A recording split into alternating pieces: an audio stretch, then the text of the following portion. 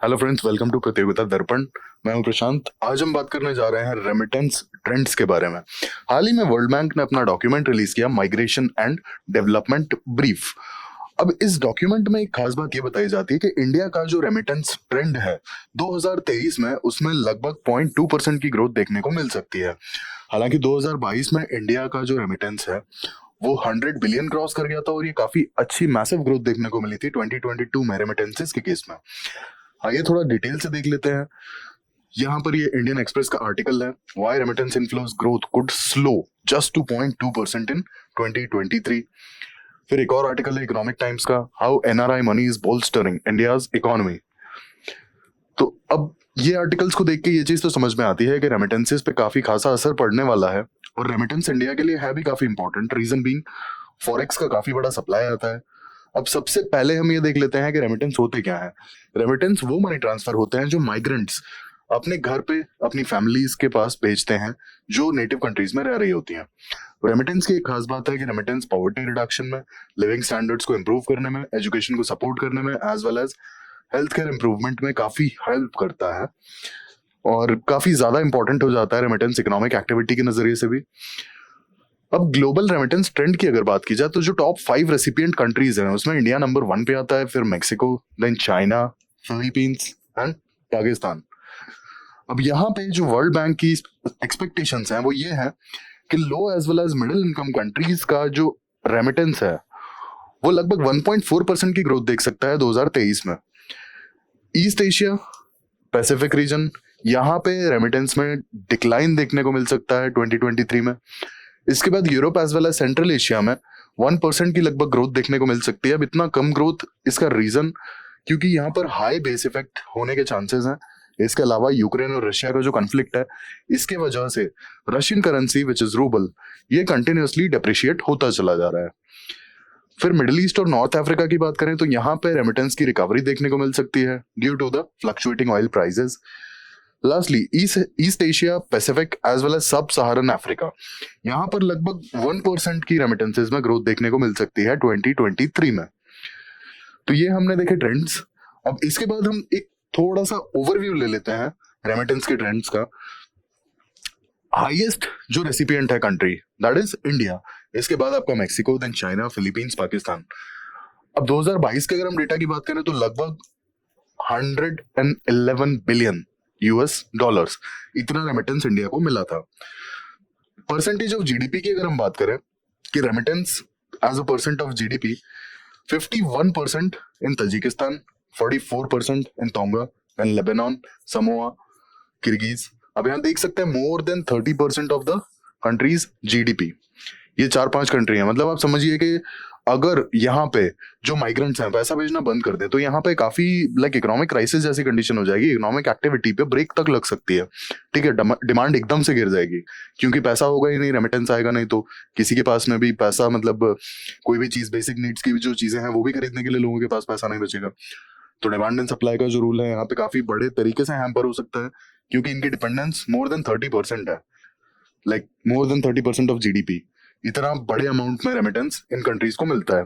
तो यहाँ पे अगर माइग्रेंट्स आई मीन अगर पैसा भेजना बंद कर दें और रेमिटेंस आना बंद हो जाए किसी भी कारणवश, तो इन कंट्रीज में इकोनॉमिक क्राइसिस तक देखने को मिल सकती है बहुत इजीली। अब हम इंडिया की अगर बात करें तो इंडिया का लगभग 36% रेमिटेंस, जो रेमिटेंस है उसका 36% बहुत ही हाई स्किल्ड इंडियन माइग्रेंट्स भेजते हैं और ये सिर्फ 3 डेस्टिनेशन से आता है जो कि United States, United Kingdom as well as Singapore. Post pandemic अगर देखा जाए तो यहाँ पे थोड़ा सा कोविड की वजह से जो स्किल्ड वर्कर्स हैं उनकी डिमांड में कमी आ गई थी, लेकिन आफ्टर कोविड अब वो दोबारा से डिमांड रिकवर हो चुकी है और साथ के साथ वेज हाइक भी देखने को मिला है क्योंकि काफी लोग आफ्टर कोविड वो फॉरेन लैंड पर काम करना पसंद या उतना प्रेफर नहीं कर पा रहे हैं क्योंकि जब लॉकडाउन लगा था तो इश्यूज काफी बेकार हो गए थे। This was the reason suddenly wage hike भी देखने को मिला है इसके कारण से, क्योंकि जो सप्लाई था स्किल्ड लेबर्स का वो थोड़ा ड्रॉप कर गया था आफ्टर कोविड टाइम्स। अब गल्फ कोऑपरेशन काउंसिल कंट्रीज की अगर हम बात करें तो इंडिया का जो रेमिटेंस आता है उसका 28% सिर्फ और सिर्फ गल्फ कोऑपरेशन काउंसिल कंट्रीज से आता है। बेसिकली यहाँ पे 6 कंट्रीज हैं, Saudi Arabia, UAE, Oman, Kuwait, Bahrain and Qatar. In 6 countries से लगभग 28% रेमिटेंस हमें मिलता है। और यहाँ पर भी एक्चुअल में जो ऑयल एंड गैस इंडस्ट्री है वहां पर ब्लू कॉलर जॉब्स यानी कि unskilled labour as well as skilled labour की काफी डिमांड रहती है।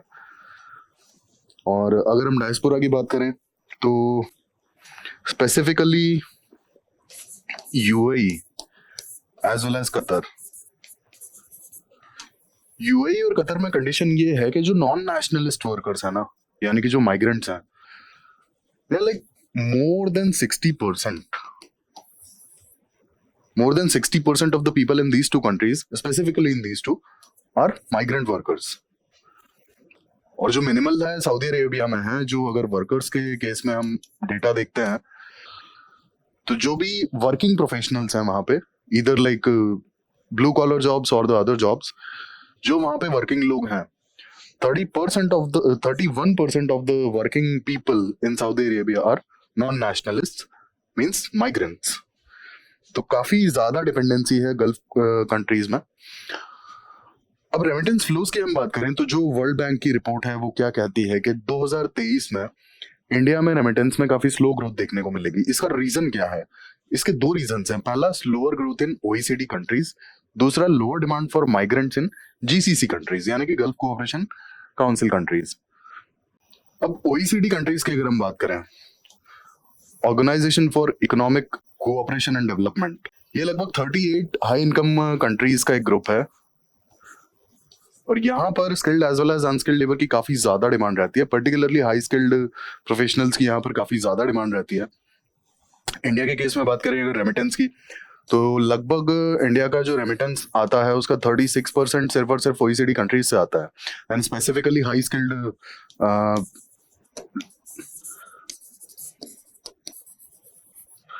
जो हाई स्किल्ड जॉब्स वाले लोग हैं वो इतना रेमिटेंस ओईसीडी कंट्रीज से भेजते हैं। अब यहाँ पे प्रॉब्लम ये है कि वर्ल्ड बैंक की एक्सपेक्टेशंस के अकॉर्डिंग 2023 में ओईसीडी कंट्रीज में ग्रोथ में थोड़ा सा स्लो डाउन देखने को मिल सकता है। अब बेसिकली इनकी ग्रोथ लगभग 3.1% की थी 2022 में। अब ये ग्रोथ 2023 में सीधे कम होके लगभग 2.1% के आसपास होगी, जो कि बढ़ के 2024 में जहां तक है 2.3 to 2.4% तक हो सकती है। तो कंपैरेटिवली देखा जाए तो 2022 से ग्रोथ कम रहेगी। ये एक बहुत बड़ा रीजन है कि चांसेस बहुत हाई है कि रेमिटेंस बहुत ज्यादा ग्रो नहीं करेगा। सेकेंडली, गल्फ कोऑपरेशन काउंसिल की जो कंट्रीज हैं यहाँ पर डिमांड माइग्रेंट्स की कम होती जा रही है। ये एक बहुत बड़ा रीजन है कि रेमिटेंस में ग्रोथ के चांसेस कम लग रहे हैं, बहुत ज्यादा ग्रोथ देखने को नहीं मिलेगी ऐसा एक्सपेक्ट किया जा रहा है। अब यहाँ पे इसका रीजन ये है कि एक तो ऑयल का जो प्रोडक्शन कट्स हैं ये काफी जोरों शोरों से इस पे काम हो रहा है। हालांकि प्रोडक्शन कट्स अपने पर्सनल लाइक कंट्री के अपने जो नेशनल इंटरेस्ट है उसकी वजह से हो रहे हैं। एक्चुअल में अगर देखा जाए तो जो प्राइस जितना ज्यादा फ्लक्चुएट कर रहा है ना इंटरनेशनल मार्केट में, तो प्राइस की फ्लक्चुएशन को कर्ब करने के लिए प्रोडक्शन कट्स हो रहे हैं। और जब प्रोडक्शन एक्सपैंड नहीं हो रहा है तो ऑब्वियस ही बात है कि जो माइग्रेंट वर्कर्स हैं, माइग्रेंट लेबरर्स हैं, उनकी जरूरत कम पड़ेगी। ये एक रीजन है। अब गल्फ कोऑपरेशन काउंसिल की कंट्रीज की अगर हम बात करें तो लगभग 28% जो रेमिटेंस हमारा इंडिया में आता है उसका 28% सिर्फ और सिर्फ गल्फ कोऑपरेशन काउंसिल कंट्रीज से आता है। ये एक बहुत बड़ा रीजन है कि डिपेंडेंसी यहाँ पर बहुत ज्यादा है। और अगर यहाँ पर बहुत ज्यादा एक्सपेंशन या बहुत ज्यादा इकोनॉमिक ग्रोथ नहीं होगी तो समहाउ जो डिमांड है माइग्रेंट्स की वो कम होना ही होना है।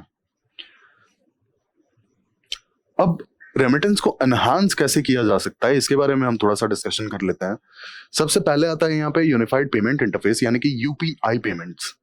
अब एनपीसीआई ने यूपीआई की वजह से पेमेंट्स जो हैं, ऑनलाइन पेमेंट्स या फिर ऑनलाइन ट्रांसफर बहुत इजी बना दिया।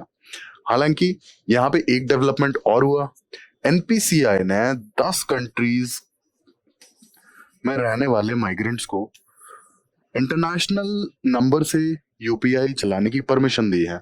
और अगर यहाँ पर देखा जाए तो इन कंट्रीज में मेजॉरिटी जो कंट्रीज हैं जैसे सऊदी अरेबिया, ओमान, इसके बाद यूएई, हांगकांग, यूके, ऐसी कंट्रीज है जहाँ पे काफी बड़ी तादाद में, मतलब काफी बड़ा इंडियन डायस्पोरा ऑलरेडी प्रेजेंट है।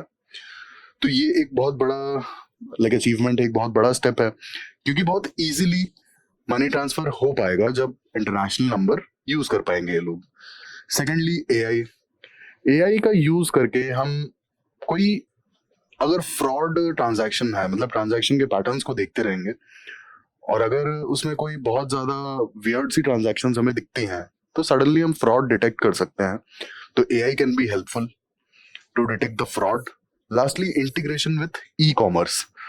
अब जैसे ये काम चल रहा है कि लाइक अपने जो बिल्स हैं, स्पेसिफिकली बिल्स वगैरह पे करने के लिए डायरेक्टली वहां से उस करेंसी में बिल्स पे किए जा सके ऑनलाइन प्लेटफॉर्म्स पे। तो कुछ डिपार्टमेंट्स इस पर काम कर रहे हैं, कुछ डिपार्टमेंट्स अभी थॉट दे रहे हैं। ये एक बहुत अच्छा स्टेप रहेगा अगर टोटली सारे बिल्स और जितना भी होता है यूटिलिटीज के जो बिल्स हैं वो ऑनलाइन पे किए जा सके और करेंसी का कोई इशू ना आए। अब यहाँ पर हम एक क्वेश्चन सॉल्व कर लेते हैं, क्योंकि हमने इतना माइग्रेशन और रेमिटेंस के बारे में डिस्कस किया है। Consider the following statements about international migration outlook 2022. Which of the following statements is are correct? It was released by International Organization for Migration. According to the report, Indian students tend to have higher stay rate than Chinese student population. Choose the correct answer from the options given below. Only one, only two, both, none. International migration outlook 2022 के according कौन सा statement सही है? आप video को pause करके इसे solve करिए। I will tell you the answer. It was not released by International Organization for Migration. It was released by OECD, Organization for Economic Cooperation and Development. तो पहला स्टेटमेंट आपका गलत है। Second statement, according to the report, Indian students tend to have higher stay rate than Chinese student population. Basically, Indian students tend to have higher stay rate than any nationality students population. तो obviously it automatically includes Chinese student population. तो ये correct है। तो आपका जो सही answer है that is option B, only 2। तो ये हमने रेमिटेंस के ट्रेंड्स को डिस्कस किया, माइग्रेशन को देखा और रेमिटेंस के बारे में जाना कि क्या हम उसे इंप्रूव करने के लिए, रेमिटेंस की ईज को बढ़ाने के लिए क्या स्टेप्स ले सकते हैं।